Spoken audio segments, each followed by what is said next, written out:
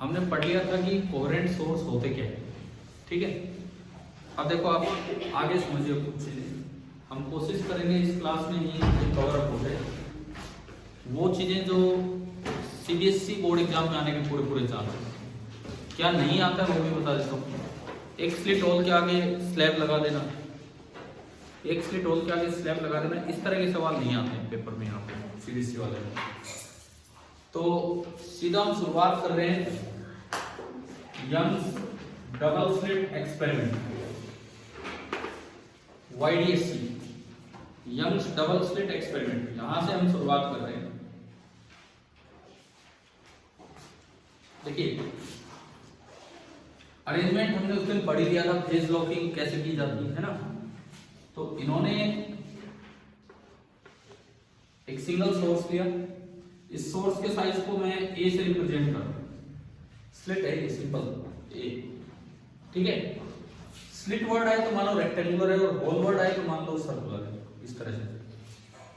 इसके सामने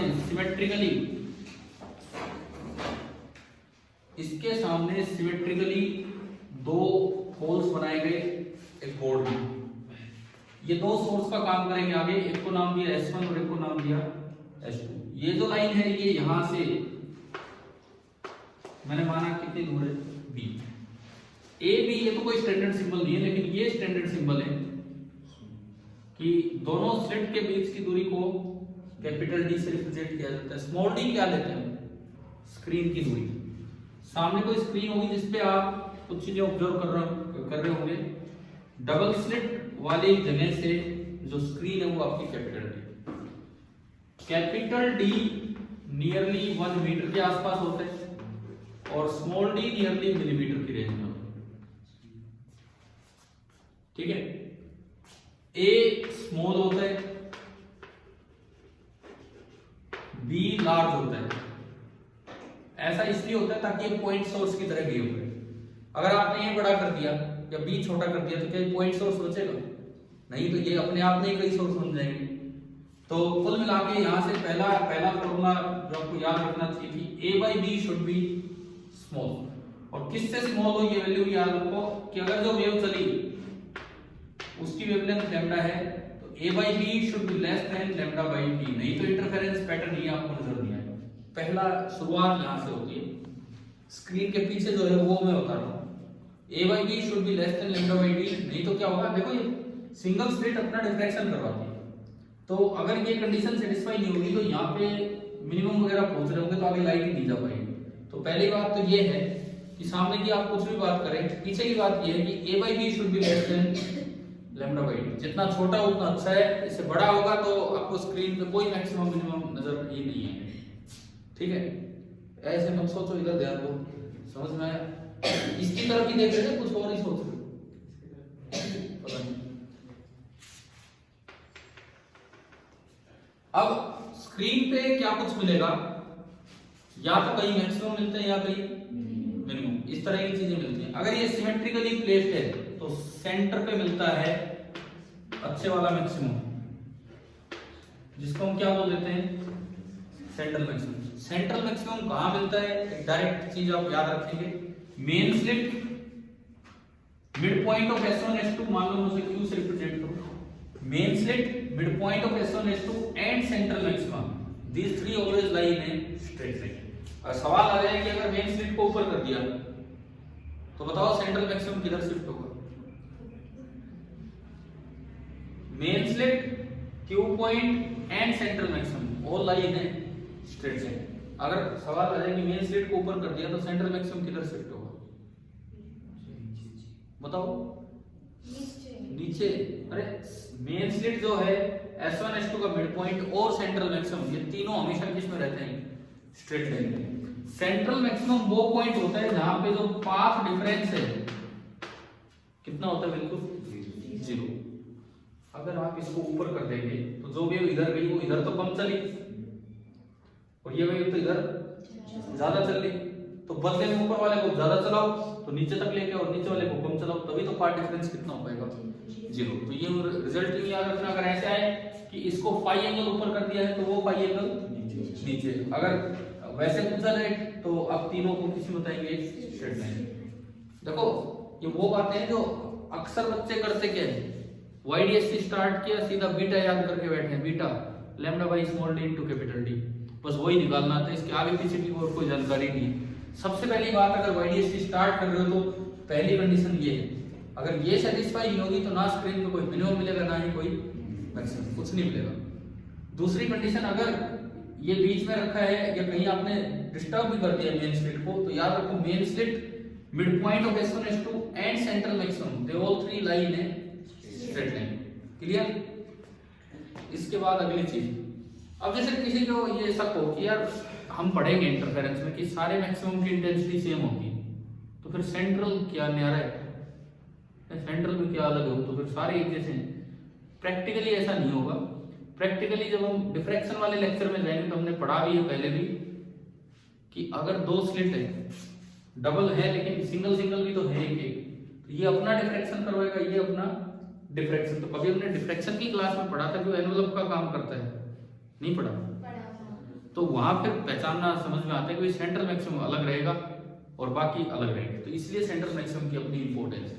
डिफ्रैक्शन वाला जो लेक्चर होगा इस टेस्ट के बाद, उसमें वो चीज रिपीट हो जाएगी। पहले ये बताओ यहां तक समझ आया? अब देखो, अगर मैं डिफ्रैक्शन इफेक्ट को अभी कंसीडर ना करूं तो स्क्रीन पे क्या मिलता है, ये कोई पोजीशन है। अब इस पोजीशन को बताने के दो तरीके होते हैं, एक तो इसकी लीनियर पोजीशन, उसको अक्सर हम रिप्रेजेंट कर लेते हैं किससे, जेड से। ये कोई पोजीशन है स्क्रीन पे, लीनियर पोजीशन बोले तो जेड, एंगुलर पोजीशन बोले तो यहां से बताया जाता है कि ये आपने कितना एंगल ऊपर है, ठीक है? कुछ भी मैंने पोजीशन ले ली phi, linear position Z, phi तो नहीं, फाई तो हम फेज के लिए यूज करते हैं, सपोज थीटा बोल दिया, ठीक है? पी की ये पोजीशन है। अब एक चीज तो ये कि जेड पॉइंट पे मान लो बिल्कुल बीच में है, जेड पॉइंट पे जो दो पी पॉइंट पे जो दो रे चल के आएंगी, एक तो ये चल के S2 से रे नंबर 2 आई, और मैं एक रे और बनाऊं,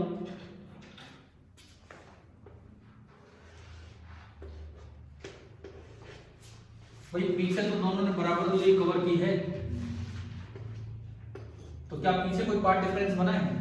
नहीं, केवल पाथ में जो डिफरेंस आया वो कौन से की वजह से आया? आगे वाला कौन ज्यादा चला है, S2 वाला है S1 वाला?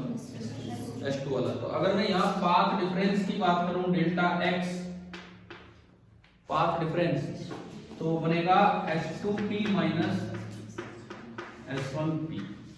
सबसे पहले तो कोई भी सवाल, कुछ भी काम आगे बढ़ने से पहले में ज्योमेट्रिकल रिलेशन आना चाहिए कि डेल्टा x और z में क्या रिलेशन है, बहुत जरूरी है किसी भी न्यूमेरिकल के लिए, या एक प्रूफ भी होगा तो इससे डायरेक्ट होगा। सबसे पहले हमें ये निकालना आना चाहिए कि रिलेशन बिटवीन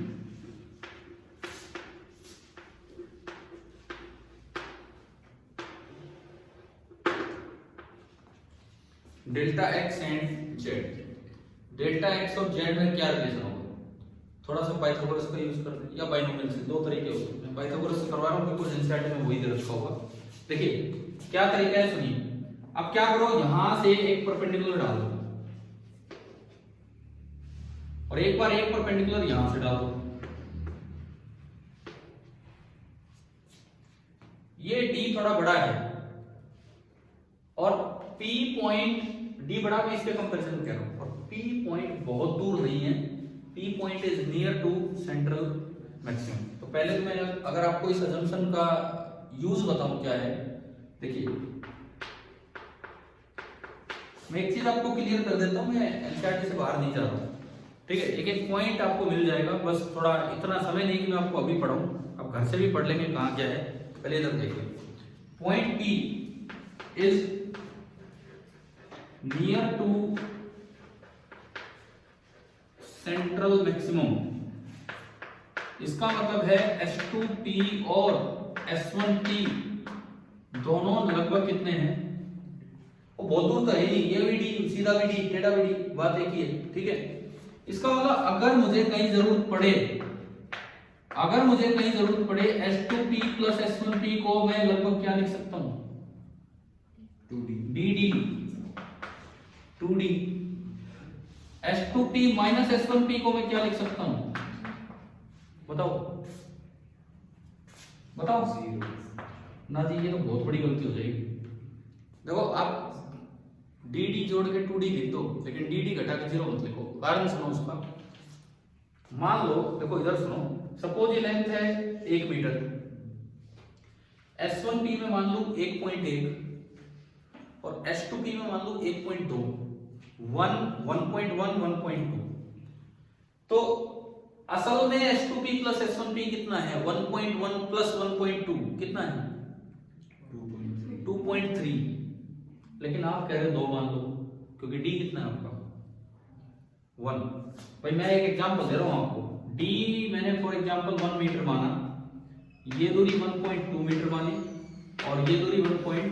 अब सोचो 2d कितना, 2d 2 और S1p प्लस S2p कितना है 2.3 को 2 लिख दिया तो कोई गुनाह नहीं हुआ उसमें, कारण 2.3 को 2 लिखा तो आपने कितना एरर किया है 0.3, एग्जैक्टली कितना है वो 2.3। तो परसेंटेज एरर होगा 0.3 अपॉन 2.3 इंटू 100, थोड़ा सा ही आएगा एरर। 0.3 अपॉन 2.3 इंटू 100 कोई बहुत बड़ा एरर नहीं आने वाला है, क्योंकि ऊपर वो पॉइंट ही चल रहा है। लेकिन अब आप दूसरी बात पे आओ, S2p माइनस S1p घटाओगे तो कितना आ रहा है 0.1, और आप अगर दोनों को d मान के घटाते हो तो कितना लिखते हो 0 है, कितना एग्जैक्ट डिफरेंस 0.1, और आपने लिख कितना दिया 0, तो कितने की गलती कर दी 0.1 की। अब एरर निकालो, गलती 0.1 अपॉन एग्जैक्ट कितना था 0.1 इंटू 100, कितनी गलती होगी, और यार 100% की गलती हो जाती है। समझ में आ रहा है क्या, या नहीं आया समझ, दोबारा बताऊं, देखो अगर नहीं आया हो तो क्लियर कीजिए इस चीज को। नहीं बच्चे फिर इनको भी रटते रहते हैं, बोले ये तो कर सकते हैं नहीं कर सकते, तो उसको क्लियर करो ना, क्यों नहीं कर रहे। एक बहुत छोटी सी चीज को, एक बहुत छोटी सी चीज और आपने पूरी इग्नोर कर दी तो आपने 100% गलती कर दी। बड़ी चीज का छोटा सा पार्ट इग्नोर किया तो वो कोई गलती नहीं। क्या समझ आ रहा है। तो असल में S2p माइनस S1p को मेरा डेल्टा x है, अगर आप उसको 0 लिख दोगे तो मैं ये क्या चलेगा, कुछ चलेगा आगे, कुछ भी नहीं चलेगा। समझ आ रहा है। अब देखिए आपको दो ट्रायंगल नजर आने चाहिए, एक S2, ये दिख रही है, मैं इसको नाम डाल देता हूं, ये A और ये S2BP S1AP, दोनों में पाइथागोरस लगाओ। S2BP में पाइथागोरस लगाओ, triangle S2BP Pythagoras theorem, S2p का स्क्वायर बराबर, बोलो ये कितना है d का स्क्वायर प्लस ये कितना है, देखो ये d/2 है, ये d/2 है, और ये कितना ऊपर z, तो ये आपका हो गया d/2 प्लस z का स्क्वायर। अब आप ट्रायंगल S1AP पे चले, ट्रायंगल S1AP, देखो कॉम्पैक्ट्स की क्लास है, कोई बहुत बड़ी नहीं है, घंटे की तो क्लास है आज की, लेकिन उसमें इंटरफेरेंस का बहुत सारा काम कवर हो रहा होगा, अब सीखते चलो ध्यान से, ठीक है। S1AP लगाओ जी, इसमें पाइथागोरस थ्योरम, S1p का स्क्वायर बराबर d स्क्वायर प्लस, हाँ ये तो z है और ये d/2, ये कितना हो गया z माइनस, सीक्वेंस सही करनी तो उसको z प्लस d/2 लिख दो, दिखने में एक जैसा लगे, घटा दो इनको, इस इक्वेशन में से इस इक्वेशन घटाओ। अब मैं सीधा घटा रहा हूं, a square minus b square क्या होगा, a माइनस b और a plus b। a minus b को तो मैं 0 नहीं लिख सकता, उसको तो क्या लिखना है डेल्टा x। आ रहा है ना समझ, नहीं तो फिर स्टेप बढ़ेंगे, यहाँ पेपर में जब करके आओ तो स्टेप बढ़ाओ, कोई दिक्कत नहीं है, यहाँ तो हम बोर्ड इतना ही है हमारे पास। तो a माइनस बी तो हो जाएगा डेल्टा x, और a प्लस बी कितना लिखे 2d, दिख रहा है नहीं। तो जब आप इसको 1 से 2 घटाएंगे, a minus b delta x और a प्लस बी, चलो जी इसको भी घटाते हैं, d स्क्वायर से d स्क्वायर कैंसिल, अच्छा इसका होल स्क्वायर खोलोगे तो a square plus b square इसमें भी आएगा, इसमें भी आएगा, कट गए। प्लस 2ab किया तो 2 से 2 कटा, कितना आया dz, या माइनस 2ab माइनस dz, लेकिन इसमें से घटाया dz माइनस माइनस dz, कितना हो गया 2dz, 2 into b into z, 2 से 2 कैंसिल, और मेरे पास एक बहुत अच्छा सा रिलेशन आ गया जो मुझे अच्छी तरह से याद होना चाहिए किसी भी न्यूमेरिकल के लिए,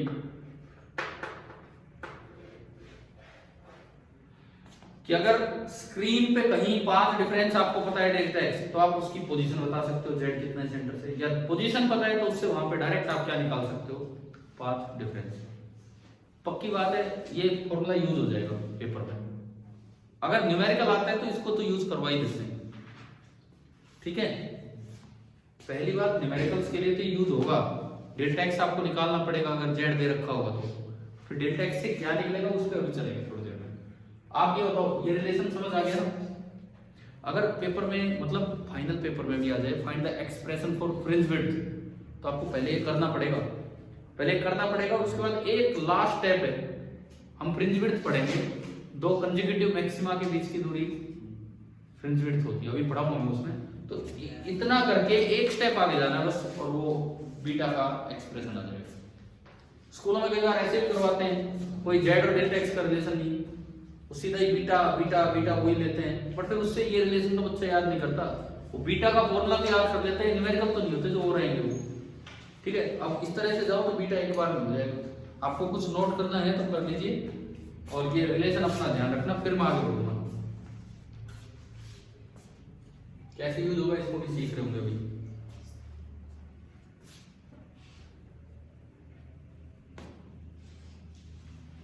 अच्छा ये गोपाल एंड कंपनी कहाँ है? नहीं उस पे आए होंगे, क्यों आए सुबह 9 से 12 अब 5 दिन छुट्टी है तुमसे, कल भी 9 से 12 दिन छुट्टी। किस बात की छुट्टी भैया, तो मुझे नहीं पता था।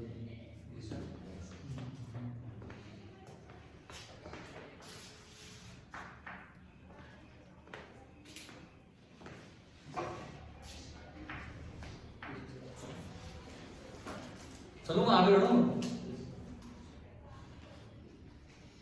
पहली चीज हमने सीखा कि स्क्रीन पे कोई पोजीशन पता हो तो वहां डेल्टा एक्स कैसे निकालते हैं, इस रिलेशन से निकलेगा, याद रखना है रिलेशन।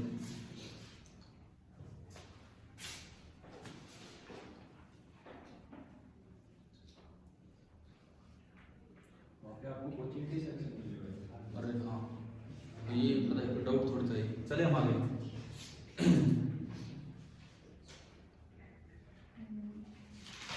हो गया ना।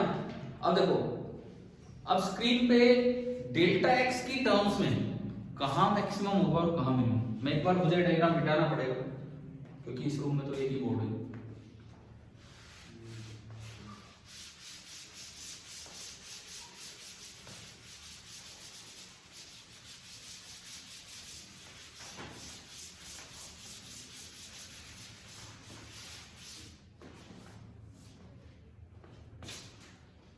देखो अब मैं सुपरपोजिशन ऑफ वेव्स पे चलता हूं, फिर लौट के आएंगे वाईडीएसटी पे।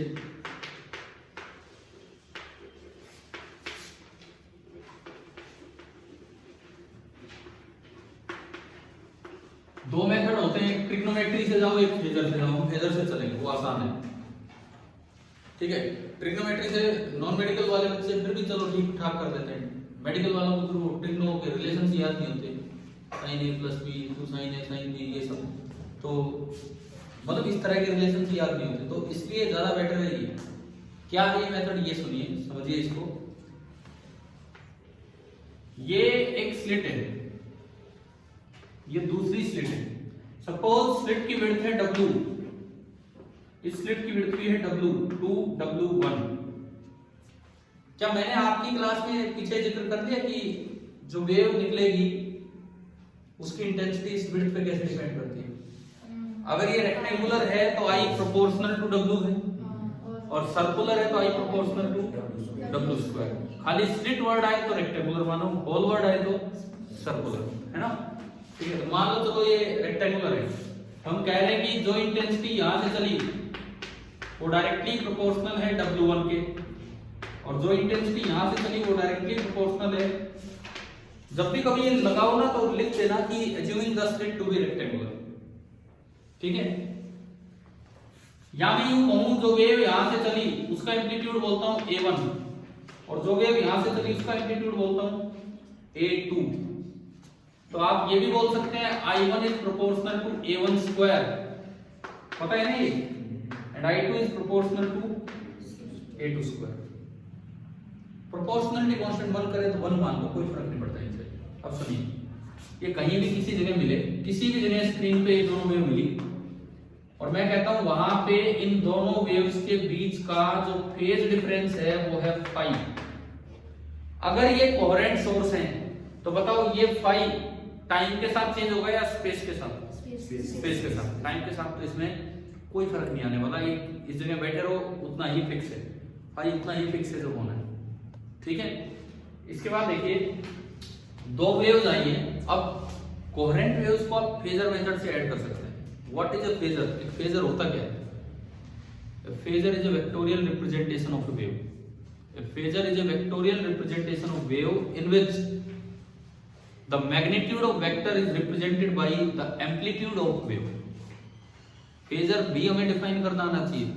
A phasor is a vectorial representation of a wave in which the magnitude of vector or phasor represents the amplitude of wave and the direction represents the phase angle। कैसे? मैं सीधा चलता हूं इस पे। दो वेव आई, उनके बीच का फेज डिफरेंस है फाई। ऐसे कोई पूछेगा नहीं आपसे कि डिफाइन है फेजर, तो मैं वैसे बता रहा हूं, ऐसा पूछते नहीं है बिकॉज़ फेजर को डिफाइन करना मुश्किल हो जाता है, कारण किताबों में डेफिनेशन नहीं दे रखी, ये इसलिए मुश्किल हो जाता है। बस फेजर को वेक्टर की तरह देखें आप, दो वेव आ रही है, इस वेव का जब मैं फेजर बनाऊंगा तो उस फेजर का, उस वेक्टर का मैग्नीट्यूड कितना बनाऊं बताओ?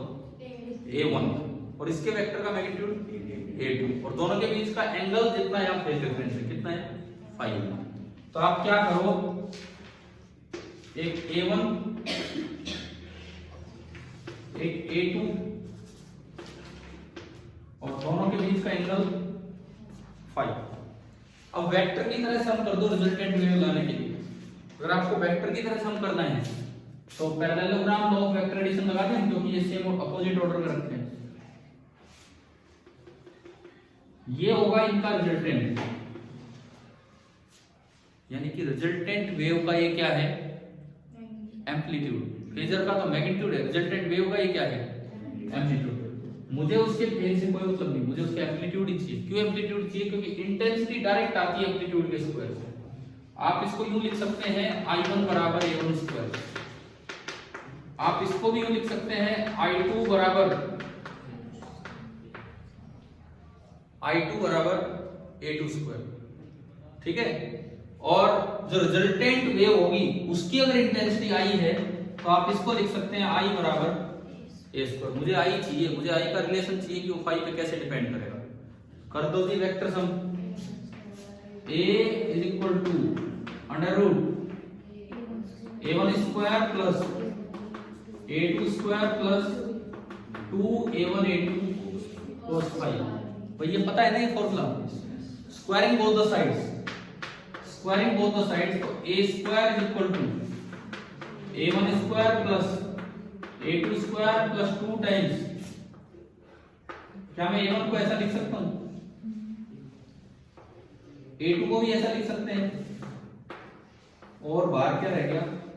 cos phi. A स्क्वायर को आप क्या लिख सकते हैं? Resultant intensity. A1 स्क्वायर को I1, A2 स्क्वायर को I2, 2 टाइम्स ये under root I1 into I2 और इंटू cos फाई। अब आप स्क्रीन पे अगर अलग अलग जगह देखोगे I1 I2 चेंज नहीं हो रहे, वो तो स्लिट की विड्थ पे डिपेंड कर रहे हैं, केवल क्या चेंज हो रहा है? फाई चेंज होगा तो cos फाई चेंज होगा तो I चेंज होगा, तो कहीं तो cos फाई मैक्सिमम हो जाएगा और कहीं cos फाई मिनिमम। तो स्क्रीन पे कहीं अंधेरा होगा कहीं रोशनी होगी, और यही आपका इंटरफेरेंस पैटर्न है, ठीक है, तो इंटेंसिटी का फॉर्मूला कैसे है कि ये समझ आया फेजर मेथड से, क्लियर है।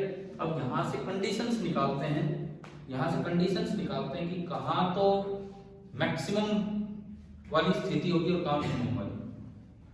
ठीक है, चला तो मैं इसको आगे बढ़ाता हूं, इधर जगह है मैं यही कर रहा हूं।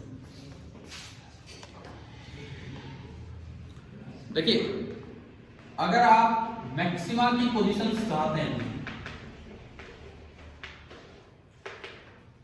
अगर आप मैक्सिमा की पोजीशन चाहते हैं तो उसके लिए आई को मैक्सिमम होना पड़ेगा, आई को मैक्सिमम होना पड़ेगा तो कोस फाई को मैक्सिमम होना पड़ेगा, और कोस फाई मैक्सिमम कितना होता है 1।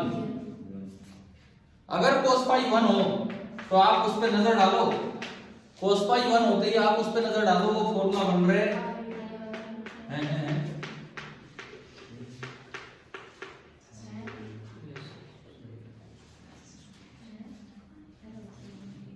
अरे अगर कोस फाई 1 हो तो क्या ये बन रहे हैं? नहीं, कोई नहीं, कोई बात नहीं, ये इधर सुनो, i is equal to under root i1 plus under root i2 का होल स्क्वायर। क्या ये वो सेम बना कि नहीं?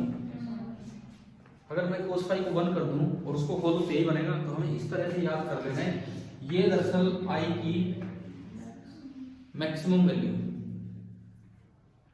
ठीक है। उसके बाद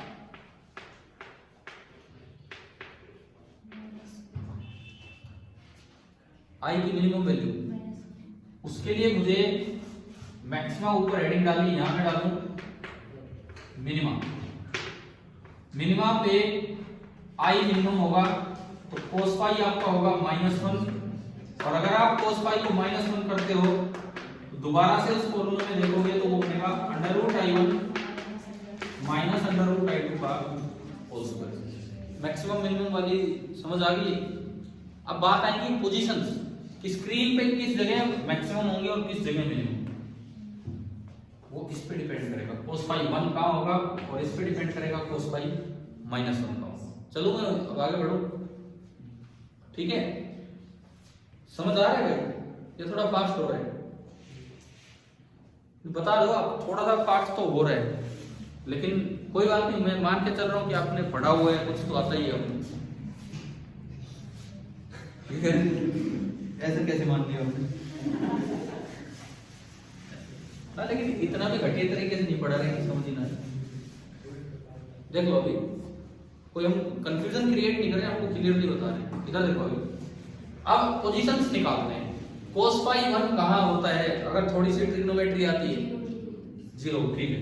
कोस फाई 1 कहां होता है? फाई 0 पे। और बताओ अगला 2 पाई। देखो सुनो, एक बात सुनो, लिखने से पहले एक बार सुन लीजिए। कोस की वैल्यू यहां 1 होती है, यहां 0 होती है, इससे उल्टा इसका नेगेटिव, 1 का नेगेटिव और यहां 0। और देखो, मुझे चाहिए कोस फाई 1 कहां है? यहां। ये एंगल क्या क्या होते हैं? ये एंगल या तो 0 है, एक चक्कर काटे 2 पाई, 3 पाई नहीं 4 पाई,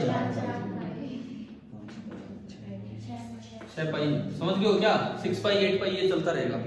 यानी कि कोस फाई अगर 1 आप चाहते हो तो 0, 2 पाई, 4 पाई, 6 पाई, समझ आई है ना? तो ये क्या बन गया? पाई का कैसा मल्टीपल? ओड या even? Even. This is the even multiple of pi, यानी कि उसको हम लिख देते हैं, इवन मल्टीपल को 2n से लिखते हैं और ओड मल्टीपल को आइदर 2n-1 और 2n+1। अगर 2n-1 लिखो तो n 1 से स्टार्ट करो, 2n+1 लिखो तो n 0 से, मर्जी आपकी। कईयों को तो यही कंफ्यूजन हुआ रहता है लास्ट तक, बोले किसी किताब में तो 2n-1 दिया रहता है, किसी में 2n+1। ये कंफ्यूजन नहीं होना चाहिए, समझ आ गया ना ये? ठीक है, ये पूछा था एक बच्चे ने एक दिन, इसलिए मैं बता रहा हूँ कि किसी बुक में तो 2n-1 दिया, किसी में 2n+1। फाई आपका हो गया 2n × पाई, समझ आया ये? पोजीशंस, अब स्क्रीन पे कौन सी पोजीशन है? इसके लिए पाथ डिफरेंस पे जाओ, फिर जेड पे जाओ। देखो सारी पोजीशन अभी समझ आएगी, पहले पाथ डिफरेंस। फेज डिफरेंस आ गया, यहां से पाथ डिफरेंस। अगर 2 पाई का फेज डिफरेंस हो तो पाथ डिफरेंस कितना होता है? लैम्डा, ये तो पता होगा शायद, हम पहले यूज कर चुके हैं। यूनिट फेज डिफरेंस हो तो पाथ डिफरेंस कितना होता है, और कोई भी फाई फेज डिफरेंस हो तो पाथ डिफरेंस कितना होता है, ये। यानी कि डेल्टा एक्स का मेरे पास फॉर्मूला आया लैम्डा अपॉन 2 पाई इनटू पाई। और अगली चीज, जहां मैक्सिमम कहां होंगे, जहां पाई कितना हो 2n पाई, पाई इसमें पुट किया भाई, ये रिलेशन भी याद होना चाहिए, ये भी बिल्कुल बेसिक सा रिलेशन है, जैसे जेड वाला रिलेशन था। डेल्टा एक्स किसी भी जगह निकालना हो, अगर फाई पता हो तो lambda upon 2 pi into phi. कैसे, बड़ा आसान सा है। अब देखो पाई कितना है मैक्सिमम वाली जगहों पे, 2n पाई, इसमें आपने पुट किया मैक्सिमा के लिए, ये तो जनरल है, lambda upon 2 pi into 2n पाई। पाई से पाई गया, 2 से 2 है। डेल्टा एक्स कितना है, एन लैम्डा का क्या मतलब है ना, इसका मतलब क्या, इवन मल्टीपल की ऑड मल्टीपल, इवन। 2n होता है तो इवन होता है, 2n प्लस 1 होता है तो ऑड होता है। ये कौन सा मल्टीपल है, दोनों, इसको बोलते हैं इंटीग्रल मल्टीपल। ठीक है, इंटीग्रल मल्टीपल किसका, फुल वेवलेंथ का। तो देखो अब जो रिजल्ट याद हो जाना चाहिए बिल्कुल एक बार में, वो ये है कि स्क्रीन पे मैक्सिमम कहां मिलते हैं, मैक्सिमा कहां मिलते हैं, जहां मैं अगर फेज डिफरेंस की बात करूं 0, 2 पाई, 4 पाई, 6 पाई, यानी कि इवन मल्टीपल ऑफ पाई। जहां मैं अगर पाथ डिफरेंस की बात करूं 0, लैम्डा, 2 लैम्डा, यानी कि integral multiple of full wavelength. अगर भूलने के चांस हो तो एक डायग्राम भी दिमाग में रखो, फिर चलेंगे मिनिमा पे। पहले मैक्सिमा वाला काम करते हैं पूरा।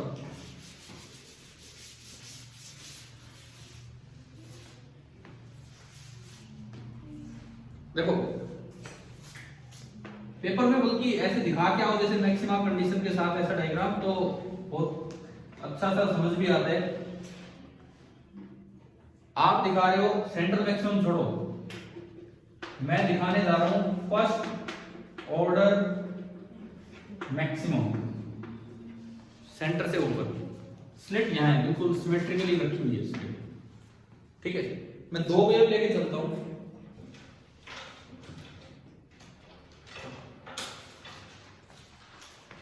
फर्स्ट ऑर्डर मैक्सिमम पे पार्ट डिफरेंस कितना होगा, या तो 0, 2 पाई नहीं, path difference lambda, n lambda का मतलब यही है। तो मैं फर्स्ट ऑर्डर मैक्सिमम की बात करूं तो यहां जो पाथ डिफरेंस मुझे लिखना चाहिए वो कितना लिखना चाहिए, एन लैम्डा से कितना आएगा, लैम्डा आएगा। अब इसको मैं डायग्रामेटिकली कैसे लिखूंगा वो सुनिए।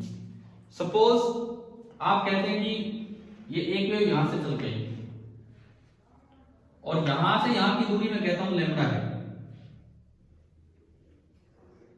तो लैम्डा मतलब एक वेवलेंथ। फेज लॉकिंग हुई पड़ी है, तो अगर ये क्रैश से स्टार्ट है तो ये भी, ये समझ आ रहा होगा। मान लो ये दूरी है लैम्डा और पार्ट डिफरेंस भी कितना है, तो दूसरी दूरी कितनी होगी, अरे ये लैम्डा और इसका पार्ट डिफरेंस भी लैम्डा, तो ये कितना होगा 2 लैम्डा। तो 2 लैम्डा जब आप बनाएंगे 1, 2 ऐसे दिखाना होगा। अब देखो दोनों का ये ट्रो वाला पार्ट है, अब इसका भी क्या है क्रैश और ये इसका भी क्या है, तो क्रैश से क्रैश मिलेगा, तो ये कंस्ट्रक्टिव इंटरफेरेंस हो जाता है और इसीलिए यहाँ पे मैक्सिमम बना है। आप एग्जाम में आए कि भाई कंडीशन लाओ तो उसके साथ कोई ऐसा डायग्राम भी दिखा के आओ ना कि क्या हुआ है, क्या कोई एक एग्जांपल। क्या फर्स्ट ऑर्डर मैक्सिमम समझ आ गया, 0 हो या लैम्डा हो या 2 लैम्डा हो या 3 लैम्डा, हर जगह ऐसे मैक्सिमा बनेंगे। अब मैं बात करूं इन मैक्सिमा की linear position on screen, on screen. देखिए हम पहले मैक्सिमा पे फोकस कर रहे हैं, फिर मिनिमा पे चलेंगे। इन मैक्सिमा की लीनियर पोजीशन ऑन स्क्रीन पे मैं फोकस कर रहा हूं।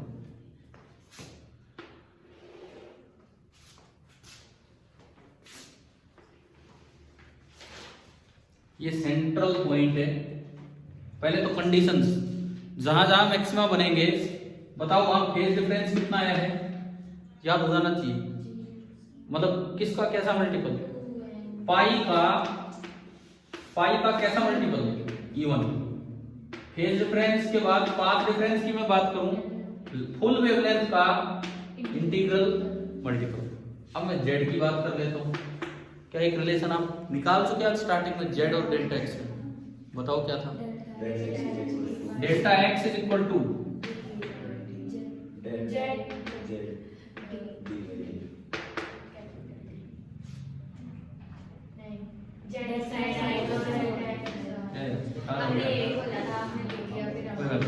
कोई नहीं, ये हो गया z is equal to delta x upon small D into capital D.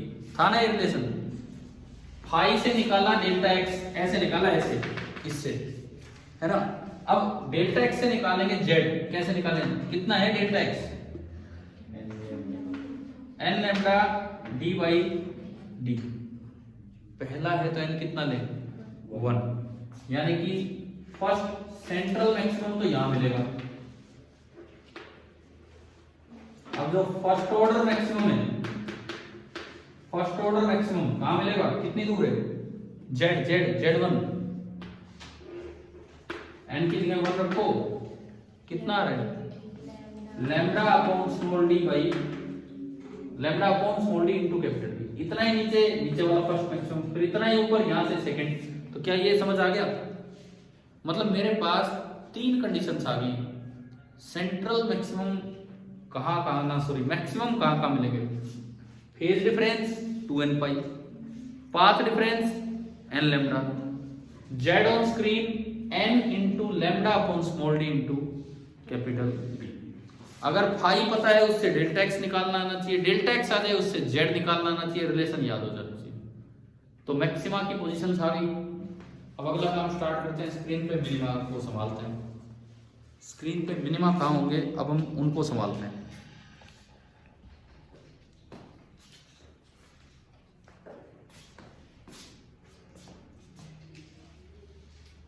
देखिए अब इसमें ध्यान दीजिए, मिनिमा कहाँ थे? जहां कोस पाई कितना है? -1। उसी कोस पाई की वैल्यूज को देखते हुए हम ये देखेंगे कि -1 कहाँ होता है। कोस पाई की वो ट्रायंगल बनाई थी हमने, ट्रायंगल ही ये वाली वैल्यू, यहाँ कितना था? 1, 0, -1। तो -1 यहाँ है, यहाँ पाई होता है। एक चक्कर और काटिए 2 पाई का, 3 पाई, एक चक्कर और काटिए 5 पाई, 3 पाई, 5 पाई। पाई का कैसा मल्टीपल? ओड। पाई का ओड। तो पहला बदलाव हो गया, पहला बदलाव ये मैं यही कर देता हूं, पाई, 3 पाई, 5 पाई, यानी कि आप इसको बोल सकते हो 2n + 1 लिखो चाहे -1 लिखो, ओड मल्टीपल ऑफ पाई। अगर +1 लिखते हो तो n 0 से स्टार्ट कर दो, और -1 लिखते हो तो n 1 से स्टार्ट कर दो। पहली कंडीशन आ गई। फाई आया तो डेल्टा एक्स भी आ गया, ये नीचे लिखा हुआ रिलेशन। किसी भी केस में डेल्टा एक्स क्या होता है? Lambda upon 2 pi into phi. ये आपने इसमें पुट किया, फाई की जगह क्या पुट कर दिया? 2n। फाई की जगह आपने पुट किया 2n + 1 इंटू पाई, ये था 2 पाई, पाई से पाई कैंसिल, और ये डेल्टा एक्स आया 2n + 1 into lambda by 2। Full wavelength का मल्टीपल नहीं, हाफ का मल्टीपल आ रहा है, और इंटीग्रल नहीं, कैसा आ रहा है? Odd multiple. तो देखो 2 कंडीशन यहां आ चुकी है। अगर आप मिनिमा चाहते हो तो फेज डिफरेंस कितना हो? Odd multiple of pi, 3 pi, 5 pi, odd multiple of pi. अगर आप पाथ डिफरेंस लिखना चाहो तो वो कितना हो? हाफ वेवलेंथ का odd multiple, lambda by 2 into 1, lambda by 2 into 3, lambda by 2 into 5। अब यहां तक दो बातें याद कर लो। अगर आप मैक्सिमम चाहते हैं, मैक्सिमम, तो फेज डिफरेंस हो even multiple of pi, 0, 2 pi, 4 pi, 6 pi. Path difference हो फुल वेवलेंथ का integral, 0, lambda, 2 lambda, 3 lambda, 4 lambda, ये सारे। अगर आप मिनिमम चाहते हो तो फेज डिफरेंस हो odd multiple of pi, 1 into pi, 3 into pi, 5 into pi. अगर आप मिनिमम ही चाहते हो तो पाथ डिफरेंस कितना हो? आधी वेवलेंथ का ओड मल्टीपल, क्योंकि अगर आपने इवन मल्टीपल कर दिया तो आधी बची नहीं। लैम्डा बाई 2 इंटू 4 कर दो तो कितना हो गया 2 लैम्डा पे, तो वो वाला केस आ जाएगा। तो क्या ये कंडीशंस याद होगी? अब एक बार आखिरी काम वो स्क्रीन वाला रिलेशन ये रहा, डेल्टा एक्स की जगह क्या पुट करना है 2n plus 1 into lambda by 2, तो ये आपका आया 2n plus 1 lambda by 2d और d। n0 रखोगे तो पहला मिनिमम आ जाएगा, n0 रखोगे तो पहला मिनिमम आएगा लैम्डा d बाई 2d, जबकि अगर आपको स्क्रीन पे ध्यान हो इससे डबल दूरी पे मैक्सिमम था, लैम्डा d बाई d पे आपका मैक्सिमम था, तो उससे आधे पे क्या बन गया मिनिमम। बताओ भाई मिनिमम मैक्सिमम कहाँ कहाँ होते हैं, स्क्रीन पे समझ आया?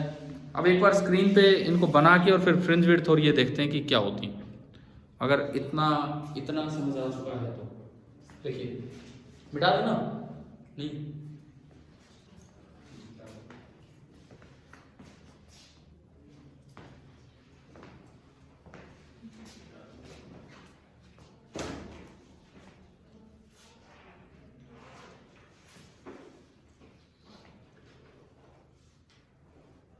ये क्या चल रहा है?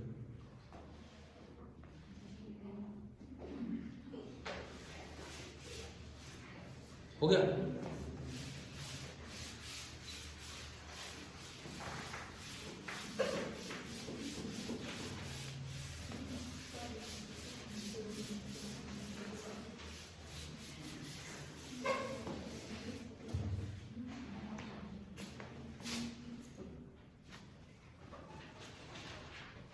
चलिए इसके बाद देखो,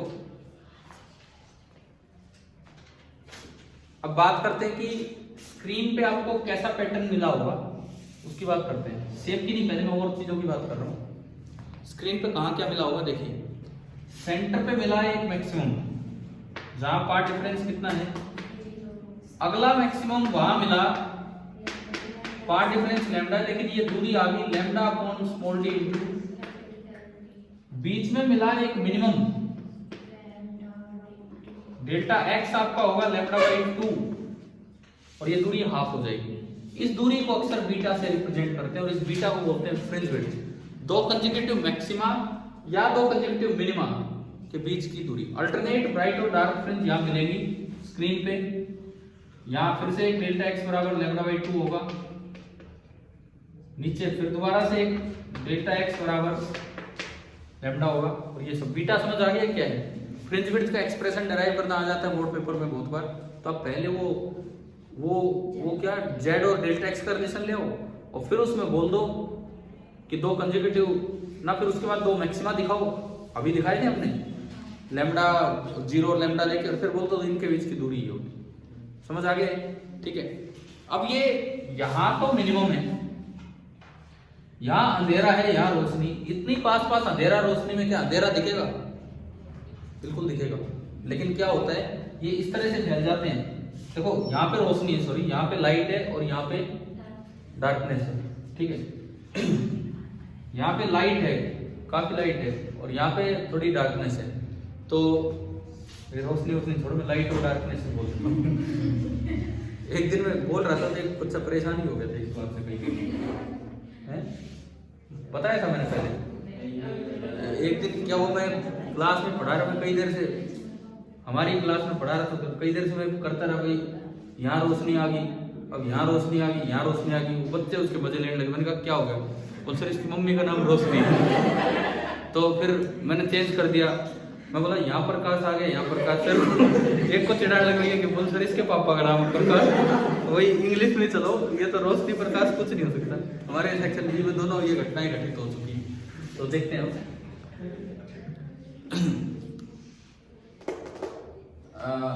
शायद पता नहीं, चलो नाम तो मैं यहाँ नहीं ले रहा हूँ बच्चों के जो भी हैं। अब मैं आगे बढ़ता हूँ। इसमें देखो स्क्रीन पे मैक्सिमा, अल्टरनेट मैक्सिमा मिनिमा मिले, लेकिन एक ब्राइट फ्रिंज कहां से कहां तक मानी जाएगी? यहां पे ब्राइटनेस है,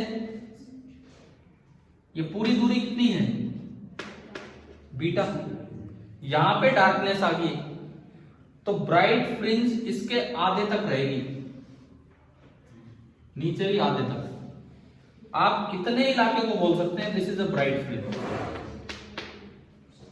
ठीक है।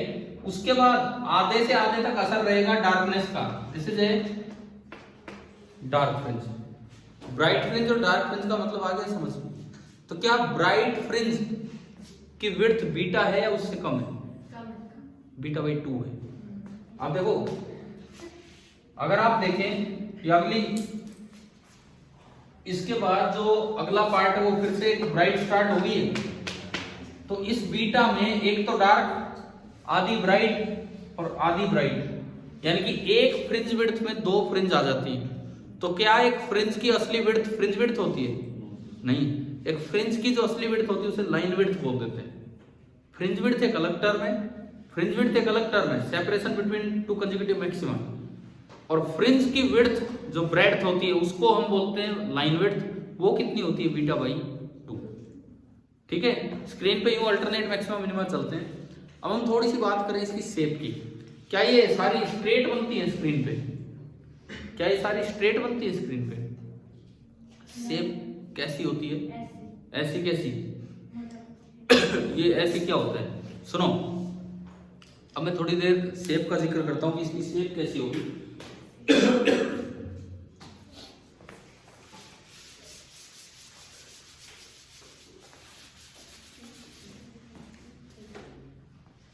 देखिए इधर देखिए, अगर मैं इसकी शेप की बात करूं,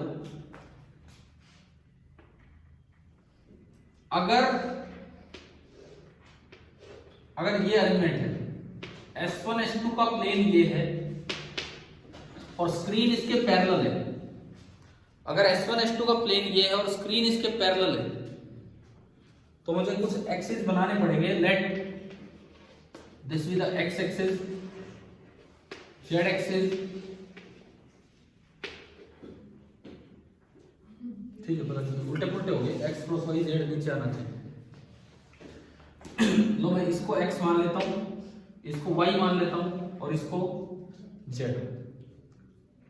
आपका S1 S2 का जो प्लेन है वो है xz प्लेन, और जो स्क्रीन का प्लेन है वो भी है xz प्लेन। ये दोनों एक दूसरे के पैरेलल है, आमने सामने। स्क्रीन जो फिलहाल रखी है xz प्लेन में रखी है। तो देखो, कहीं मैक्सिमम बनेगा, कहीं मिनिमम बनेगा, कुछ भी बनेगा, एक चीज फिक्स है। मान लो ये कोई पॉइंट है, मैं कहूं फर्स्ट ऑर्डर मैक्सिमम, तो एक चीज फिक्स है कि 2 जगहों से डिस्टेंस का डिफरेंस कांस्टेंट है। इस पॉइंट की पोजीशन ऐसी है कि S2p माइनस S1p कितना रहे? लैम्डा। अगर ये मैथ्स का एक पॉइंट है, लोकस वगैरह जब पढ़ाए जाते हैं, मैथ्स का एक पॉइंट है, अगर 2 पॉइंट्स से, 2 फिक्स पॉइंट से एक तीसरे पॉइंट की डिस्टेंसेस का सम कांस्टेंट है, तो उसका लोकस बनता है इलिप्स। अगर 2 फिक्स पॉइंट से एक तीसरे पॉइंट के डिस्टेंसेस का सम कांस्टेंट, उसको चलाओ आप कि सम कांस्टेंट है, तो वो कैसा शेप गेन करता है? इलिप्स। अगर एक प्लेन में 2 फिक्स पॉइंट है और उसके पैरेलल प्लेन में एक मूवेबल पॉइंट है, इस तरह से उसको मूव कराना है कि इन 2 फिक्स पॉइंट से जो डिस्टेंस है उस डिस्टेंस का डिफरेंस कांस्टेंट रहे, तो लोकस बनता है हाइपरबोला। तो यहां बताओ सम कांस्टेंट है कि डिफरेंस? तो लोकस कैसा होगा? हाइपरबोला। तो ये हाइपरबोला बनेंगे, किस प्लेन में हाइपरबोला बनेंगे? XZ plane.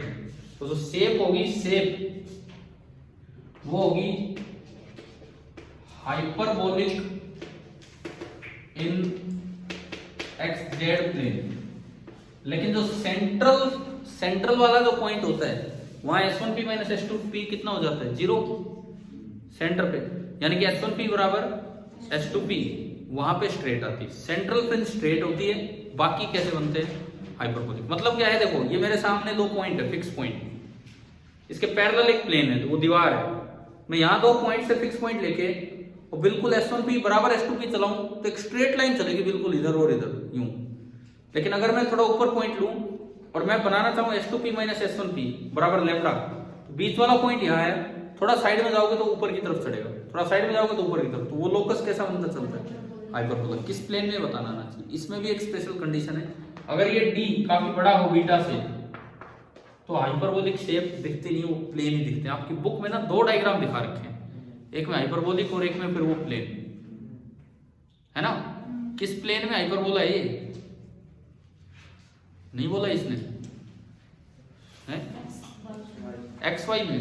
तो यार इनका फिर ना ये प्लेन एक्स वाई होगा। आप पिछले पेज पे देखो या तो डायग्राम में, या इस पेज पे कहीं भी कुछ एक्स वाई जेड कुछ तो दिखा रखा हो, कौन सा क्या है?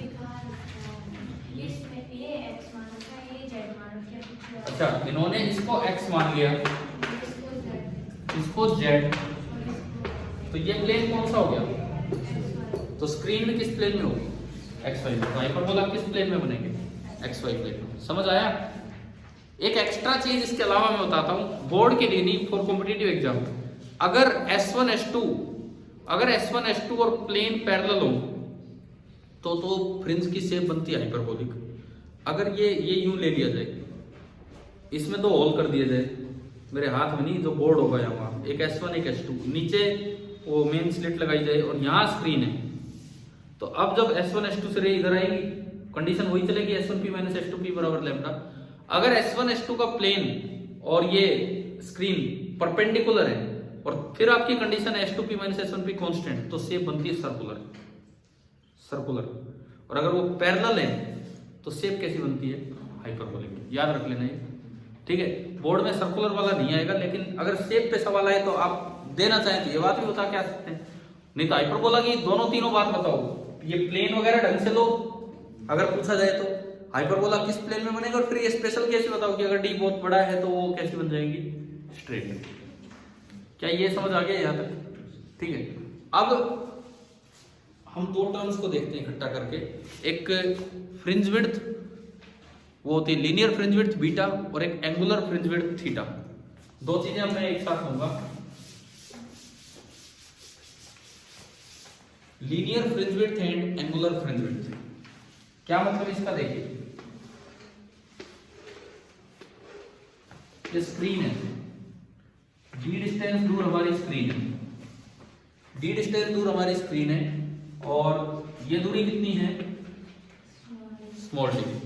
कैपिटल डी डिस्टेंस दूर हमारी स्क्रीन, और ये दूरी है स्मॉल डी, ठीक है। स्क्रीन पे यहां पे तो क्या बनता है? Central maximum. थोड़ा ऊपर फर्स्ट ऑर्डर मैक्सिमम।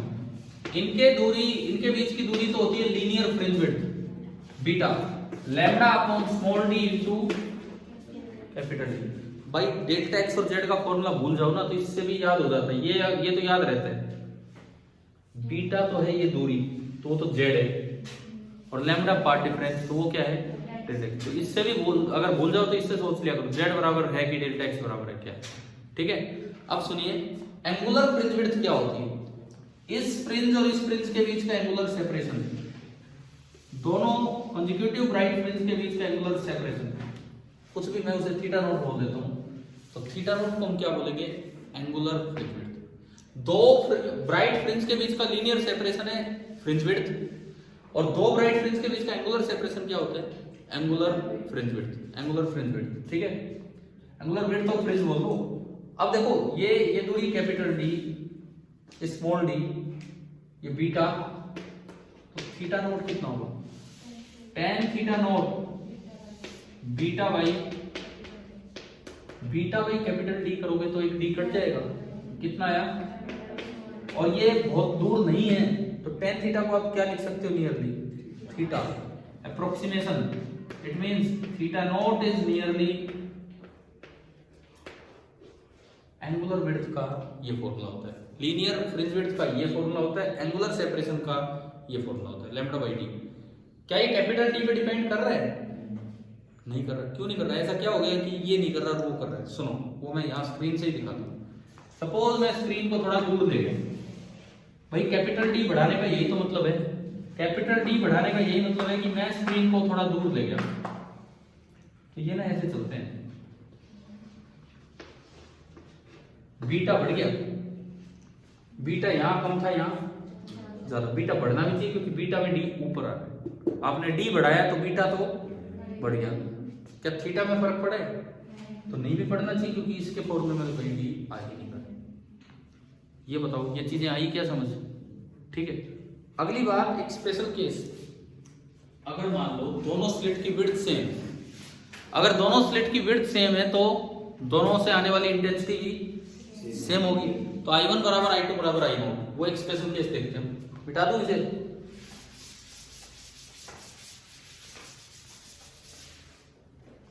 देखिए विड्थ सेम है तो I1 बराबर I2 बराबर I0, और इन दोनों के बीच का फेज डिफरेंस आपने माना कितना? 5। अब देखिए अब इंटेंसिटी क्या होगी? जनरल फॉर्मूला क्या था इंटेंसिटी का? I1 plus I2 plus 2 under root I1 I2 और इंटू cos 5। I0 स्क्वायर से रूट हटेगा। समझ आया क्या क्या लगाया मैंने फॉर्मूला? कोई ऐसा कंफ्यूजन तो नहीं ना मैं बोल क्या रहा हूं लिख क्या रहा हूं? ठीक है, तो ये कितना आया?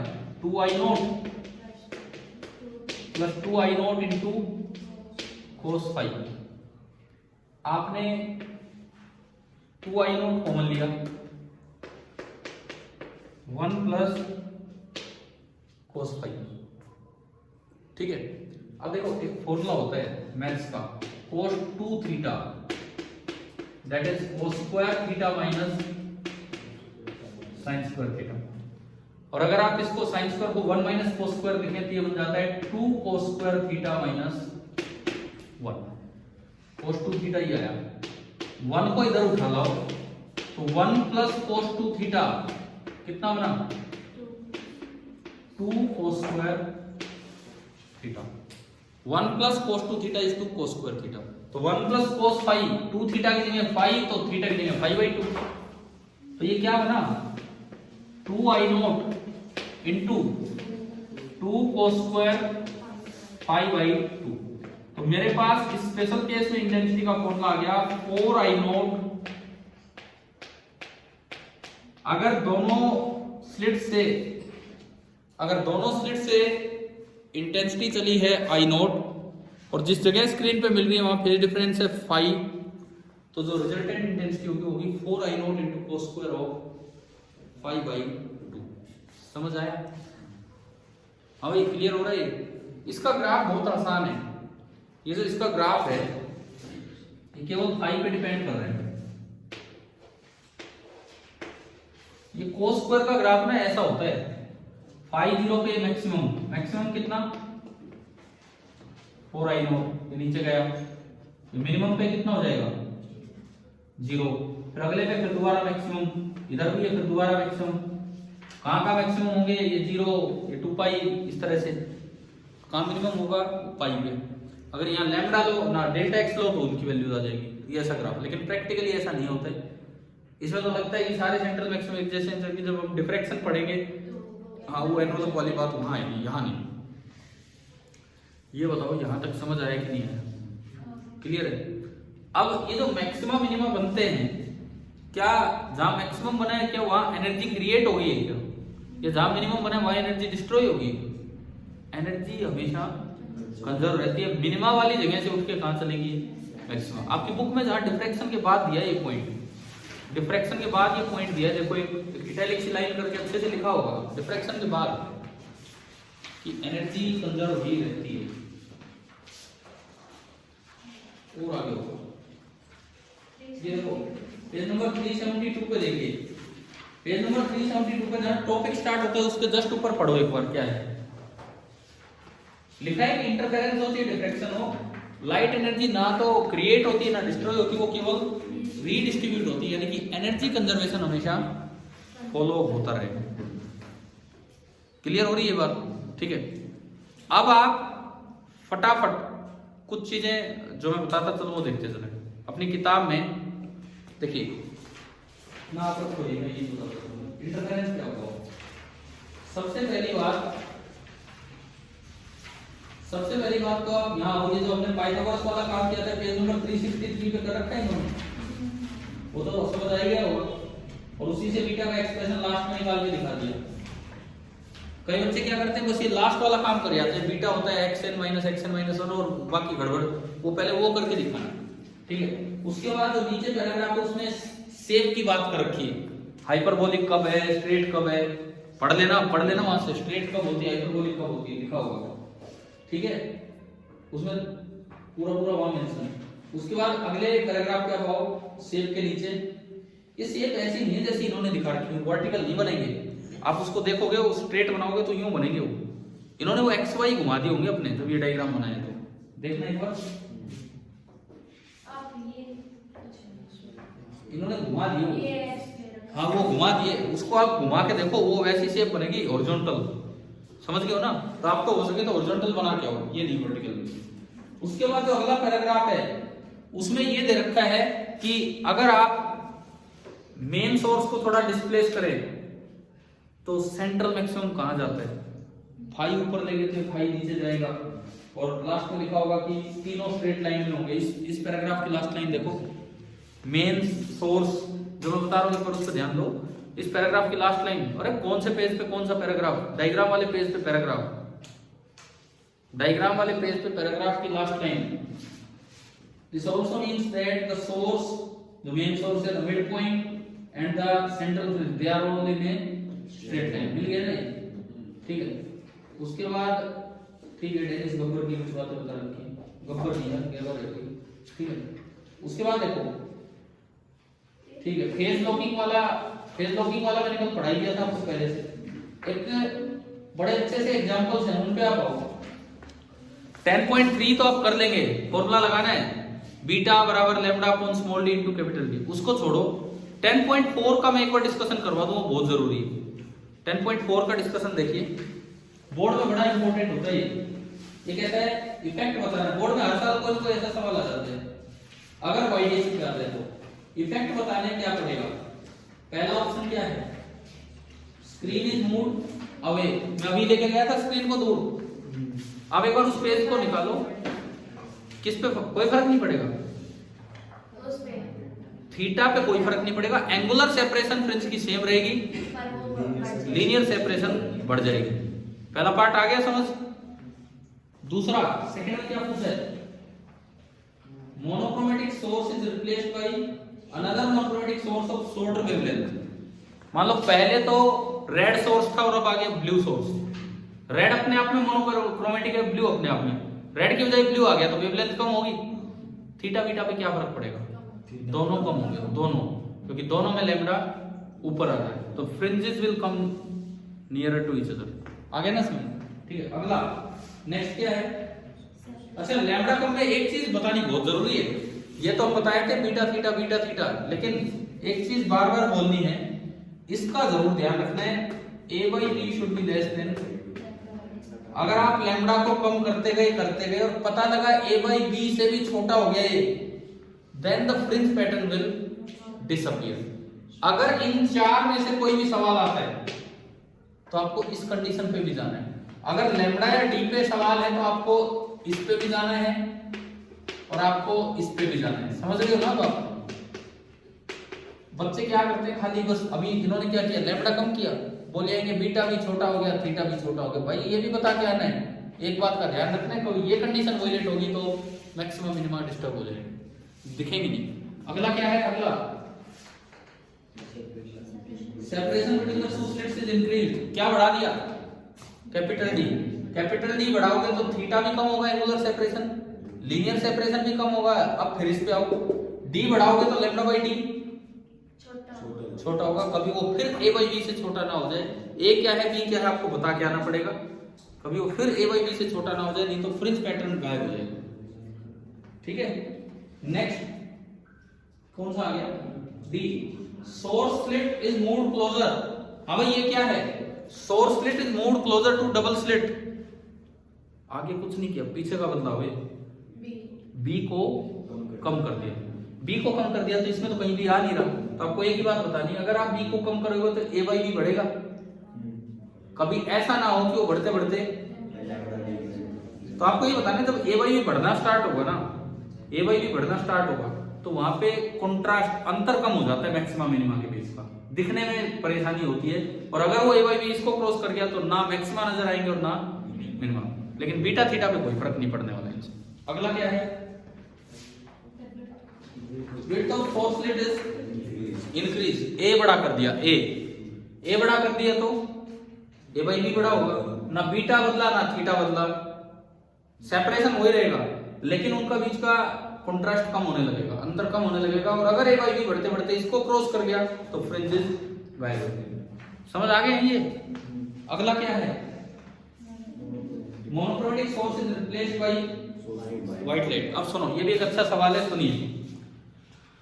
पहली बात, मोनोक्रोमेटिक की बजाय कभी भी पॉलीक्रोमेटिक सोर्स आएगा तो इतनी क्लियर फ्रिंजेस नहीं दिखेंगी। उसका कारण, मोनोक्रोमेटिक में तो एक ही वेवलेंथ होती है, पॉलीक्रोमेटिक में क्या होता है, कहीं पे एक का मिनिमम बन रहा है वहां दूसरे कलर का मैक्सिमम, तो मैक्सिमा मिनिमा क्लियरली विजिबल नहीं होते। फिर भी अगर आप व्हाइट लाइट लेते हो, विबग्योर पैटर्न आता है, तो देखो सेंट्रल फ्रिंज तो व्हाइट ही होगी, विबग्योर जो आएगा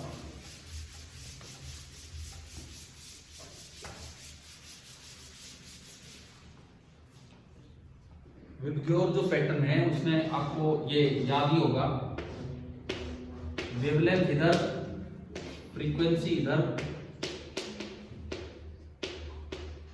हम जो कंपेयर करते हैं रेड और ब्लू को करते हैं, वायलेट वायलेट हमारे लिए कुछ नहीं है, रेड और ब्लू को हम कंपेयर करते हैं, ठीक है।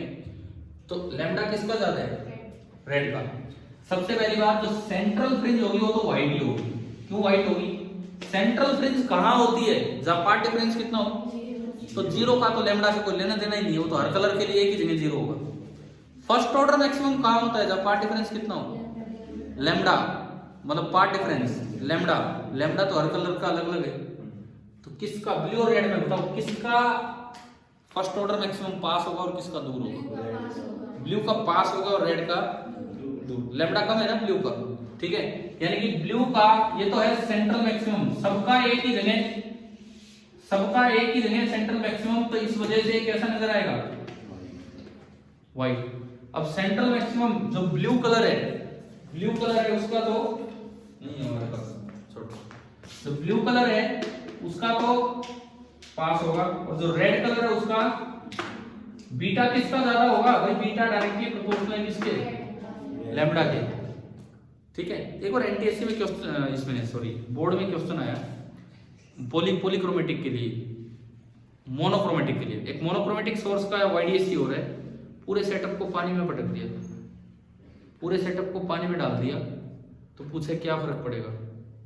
तो एक बच्चा बता रहा था बाद में, सर मैं तो यूं लिखा कि कार्डबोर्ड वेट हो जाएगा, तो कुछ हो नहीं पाया। अरे यार ये क्या लिख के आ रहे हो, कार्डबोर्ड वेट हो जाएगा है, वो लकड़ी का होगा, वो कोई बात है क्या? उसमें क्या लिखना था, पूरे सेटअप को अगर आप दूसरे मीडियम में लेंगे ना तो लैम्डा कम हो जाता है, ना डी चेंज होता है, ना कैपिटल डी, ना ए ना बी। लैम्डा अगर बाहर कुछ है, मीडियम में जाने पे म्यू टाइम्स कम हो जाता है, म्यू जो भी उसका रिफ्लेक्टेड। तो समझ गए ये वाला अगर सवाल आता है तो, ठीक है। अब देखो इधर सुनो, अगर पूछा जाए आपसे कि सेंट्रल मैक्सिमम व्हाइट है, उसके पास कौन सा कलर नजर आएगा, ब्लू या रेड? आंसर है रेड। सेंट्रल मैक्सिमम तो व्हाइट है, आपसे पूछ लिया जाए white, YDSC with polychromatic white light हो रहा है, सेंट्रल मैक्सिमम के नजदीक ब्लूइश कलर नजर आएगा या रेडिश कलर? रेडिश। क्यों? उसकी वेवलेंथ ज्यादा है, तो वेवलेंथ ज्यादा है तो दूर बनेगा यार, बीटा कम दूर है उसका तो। ना ना सुनो तो, दोबारा बताओ। हाँ थोड़ा थोड़ा ठीक जा रहे हो, थोड़ा थोड़ा ठीक जा रहे हो। सुनिए, बीटा किसका ज्यादा है? जिसका लैम्डा ज्यादा है। लैम्डा किसका ज्यादा है? रेड का। तो रेड का फर्स्ट ऑर्डर मैक्सिमम दूर होगा, ब्लू का फर्स्ट ऑर्डर मैक्सिमम पास होगा। लेकिन फर्स्ट ऑर्डर मैक्सिमम से पहले आता है फर्स्ट ऑर्डर मिनिमम। तो जब ब्लू का मैक्सिमम पास है तो ब्लू का मिनिमम तो और भी पास होगा। तो जहां ब्लू का मिनिमम होता है वहां ब्लू डिसअपीयर हो जाता है, और वो अपीयरेंस कैसी दिखती है हमें? रेड। तो इसीलिए सबसे पहले कौन सा कलर नजर आता है? रेड नजर आ जाता है। सबसे पहले ब्लू का मिनिमम आ जाता है और वहां हमें कैसा कलर नजर आ जाएगा? रेड। समझ गए हो? अगर पूछा जाए फ्रिंज विड्थ किसकी ज्यादा है, रेड की या ब्लू की? रेड की। लेकिन स्क्रीन पे सेंट्रल मैक्सिमम के पास कौन सा कलर आपको पहले दिखेगा? रेड। ब्लू नहीं दिखेगा क्योंकि ब्लू का मिनिमम पहले आ जाता है और वहां पे आपको कैसी अपीयरेंस दिखती रहती है? रेड अपीयरेंस, है ना? समझ आ गया कि व्हाइट लाइट वाली बात। लेकिन व्हाइट लाइट से इतना क्लियर विजिबल नहीं होते हैं, कुछ देर के बाद वो गायब हो जाते हैं, मतलब थोड़ी इधर उधर देखने के बाद, इधर उधर मतलब इधर उधर नहीं, स्क्रीन पे थोड़ा ऊपर या नीचे जाने के बाद ये फ्रिंजेस गायब हो जाती हैं। हम मोनोक्रोमेटिक सोर्स से थोड़ी अच्छी फ्रिंजेस दिखती है, ठीक है। कई बार ये सवाल आ जाता है कि सस्टेन्ड इंटरफेरेंस की कंडीशंस क्या है? तो सबसे main condition the sources must be coherent. इसके अलावा सब थोड़ी बस उसकी मदद करने वाली है। The source should be monochromatic, समझ गए? इस तरह की बातें भी चलेंगी, लेकिन मेन बात है कि वो कैसे होनी चाहिए? कोहेरेंट। अब आप बताओ कि आपको इंटरफेरेंस समझ आया? एक बार एक्सरसाइज भी कर लेते हैं, निकालो। शॉर्ट एग्जाम्पल तो हो गए, एक्सरसाइज पे चलिए। बस एक दो सवाल, ज्यादा मैं नहीं ले रहा हूँ, एक आधा सवाल। एक्सरसाइज में किस तरह के सवाल है उधर चलो। देखो, अगर केवल इंटरफेरेंस की बात करें, सवाल नंबर 5 है, 6 है, बस 7th भी वही डीसीपी है क्या? ना, लेकिन वाटर में मस्त है। ठीक है। तो ये 2-3 सवाल हैं, ये आप अपने कल ट्राई करके आए, ठीक है? आपसे हो जाएंगे, आपके पास सॉल्यूशंस भी होते हैं, देख लेंगे आप। सॉल्यूशन कहीं ना कहीं तो होते ही हैं, ठीक है? इतनी किताबें अपने पास होती हैं। आप, मैं कोई डाउट नहीं ले रहा हूँ, किसी को डाउट पूछना हो पूछ लेना, वैसे ही बस पेपर से जस्ट पहले, ठीक है? किसी को डाउट, हाँ कल टेस्ट है, कितने बजे है? वही टाइम है 6:15। रोज वाला टाइम जो अपना है वही टाइम है कल। और ओनली इंटरफेरेंस, और कुछ नहीं आ रहा है, ओनली इंटरफेरेंस आ रहा है। एक दो सवाल यहाँ से ट्राई कर लेना, फिर देख लेना, ठीक है भाई? Thank you.